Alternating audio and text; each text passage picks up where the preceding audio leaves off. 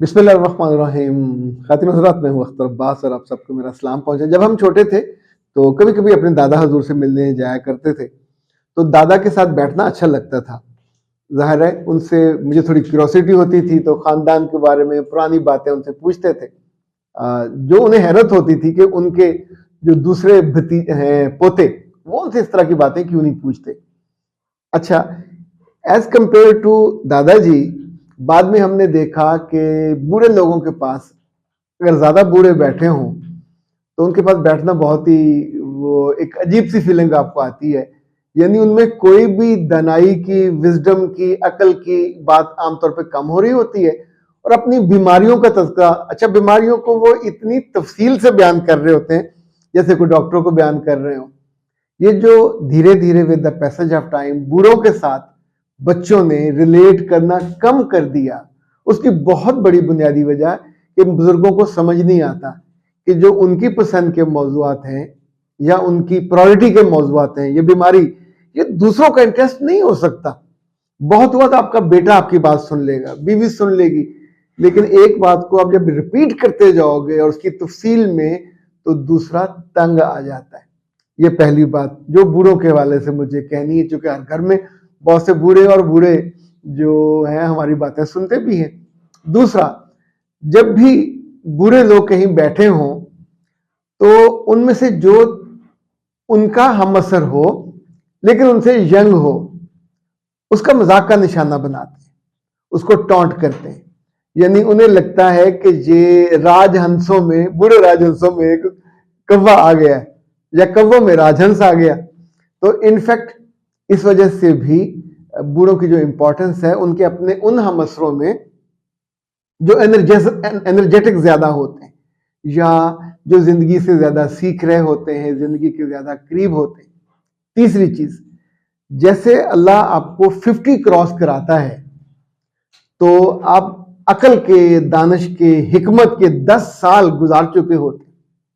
तो अब कोई आपके पास बैठे या आप किसी जगह जाके बैठो तो आपके लफ्जों में से अकल, दानिश, खूबसूरती, कुछ ऐसे वाकयात जो एक बिल्कुल नया सुनने वाला अगर सुने तो उसे लगे कि यार बहुत ही काबिल कदर और शानदार आदमी है। और अगर आप चाइल्डिश किस्म की बातें और छोटी छोटी बातों पे झगड़ा और गिला और शिकवा, तो वो तो सारी कर रहे होते हैं।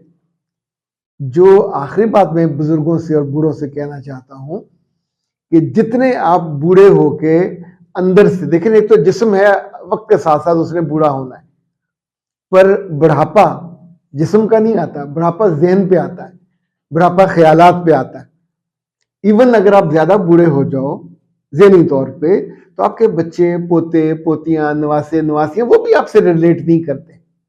आप उनको अगर हर वक्त घूरते रहोगे और डांटते रहोगे और उनके मास्टर बने रहोगे, जिंदा दिल बूढ़ा, जिंदा दिल दादा, जिंदा दिल नाना, या जिंदा दिल आपके नाना दादा के दोस्त हमको हॉन्ट करते, अच्छे लगते हैं और वो रिलेट कर सकते हैं अपनी जिंदगी की खूबसूरत बातों को। अच्छा जी, अब आते हैं आज के सवालात की तरफ। 3 सवाल आज हमने चुने हैं।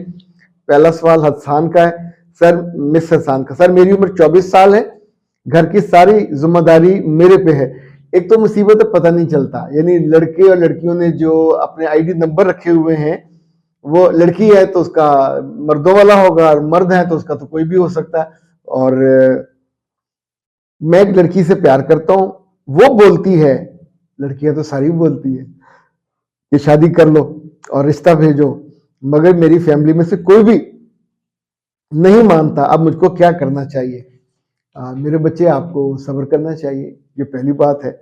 आपकी उम्र 24 साल है, तो ये जब आप फैमिली के बड़े बन जाओ, सरबरा, तो उसके लिए ये उम्र छोटी है। तो आपको अकल भी कच्ची होगी, क्योंकि जिस लड़की से आप मोहब्बत करते हो, घर वालों को अंदेशा नहीं है, उन्हें पूरा यकीन है कि अगर इसकी शादी कर दी तो ये लुढ़क जाएगा उधर को और उनके घर का पूरा जो सिस्टम है, स्ट्रक्चर है, वो बर्बाद हो जाएगा। तो मुझे लग रहा है आपके मामलात में कि अगले 4 साल आपकी शादी नहीं हो सकती, यानी तकरीबन 28 में जाके आपकी शादी होगी। और लेकिन तब तक आपको दो काम करने होंगे। एक तो ये कि घर वालों को थोड़ा स्टेबल कीजिए सिस्टम में, घर में कोई और भी बहन भाई है तो उसको भी एम्पावर कीजिए। और सिर्फ अगर सारा बोझ, सारा वजन आपके इन नाजुक कंधों पे होगा तो फिर तो उसके बाद भी आपकी शादी का कोई इम्कान नहीं होगा। क्योंकि ऐसी बच्चियां और बच्चों की हमने बहुत सी बुरी मिसालें देखी हैं कि सगे माँ बाप उनका फिर 35, 36, 37, 38 बजे शादी नहीं करते कि तुम्हें मुसीबत क्या पड़ी, तुम्हें क्या जल्दी पड़ी। बल्कि जुमला इससे ज्यादा खतरनाक होता है, तेनों की अखीर आई है। अब आप बेटी से ये कहो या बेटे से कहो तो बहुत हर्टिंग, बहुत टीजिंग और बहुत ही टॉर्चरिंग किस्म का जो जुमला है। तो वो क्या कहे कि मुझे क्यों अखीर आई हुई है? भाई उसका टाइम है, उसकी शादी करनी चाहिए। बंदे को भूख लगी हो तो क्या से कहते तेनों अखीर आई है। मगर अपने फायदे के लिए जो आपके छोटे बहन भाई हैं वो मुसलसल उनको पंप करेंगे। माँ बाप खुद भी पंप होने के लिए तैयार ही होते हैं, क्योंकि जब वो पार्टी बन जाए तो फिर बड़े मसाइल पैदा होते हैं। तो बजाय इसके कि अपने सारे किए किराए पे पानी फेरें, तो थोड़ा इंतजार कर लीजिए और बच्ची को समझाइए कि अभी मैं नहीं भेज सकता, क्योंकि जिन्होंने आना वो आने पे तैयार नहीं है। और फिर एक वक्त आता है मैच्योर होके, एक वक्त आता है जब मामला मैच्योर हो जाते हैं और घर वाले आप पे एतबार करने लग जाते हैं, या कोई एक मुतबादल उनका बन जाता है, या आप उनका अल्टरनेटिव आप अरेंजमेंट कर देते हैं। और मसफा कहते सर जी आजकल के बच्चों में बदतमीजी बहुत ज्यादा है, बड़ों की बात उन्हें मजाक लगती है, इन्हें किस तरह हैंडल करें। बिल्कुल मत हैंडल करें। आपसे किसी ने कहा बच्चों को हैंडल करें? बच्चे को चीज थोड़ी है हैंडल किया जाए। बच्चों के सामने तो सिर्फ आपको मोहब्बत भरा, तमीज भरा, तहजीब भरा रोल अदा करना है।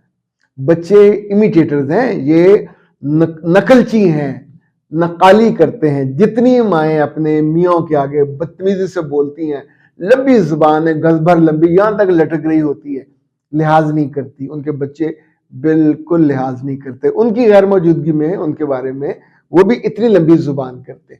इसी तौर पे जो खवातीन अपने ससुराल के बारे में लंबी जुबान करती, बद लिहाजी करती हैं, उनके बच्चे भी उनकी इज्जत नहीं करते। क्योंकि जो बच्चा है इसका विजन अपने माँ बाप से आज के जमाने में ज्यादा हो रहा है। वो चीजों को, रिश्तों को ज्यादा देखता है, खूबसूरत रिश्तों को ज्यादा देखता है। तो ऐसे में उसे अपने घर में अपनी माँ और अपने बाप का रिश्ता बदसूरत लगता है कि ये चुप नहीं होते, एक दूसरे को स्पेस नहीं देते, लिहाज नहीं करते। अब आप शिकवा ये कर रहे हैं कि वो आपको सीरियस नहीं लेते, तो नहीं लेंगे। अपने आप को थोड़ा बदल लीजिए और यकीन मानिए 4-6 माह में चीजें बेहतर हो जाएंगी। अपने आप को ठंडा कीजिए, ये भी ठंडे हो जाएंगे। अख्तर अब्बास को दीजिए इजाजत। अस्सलाम वालेकुम।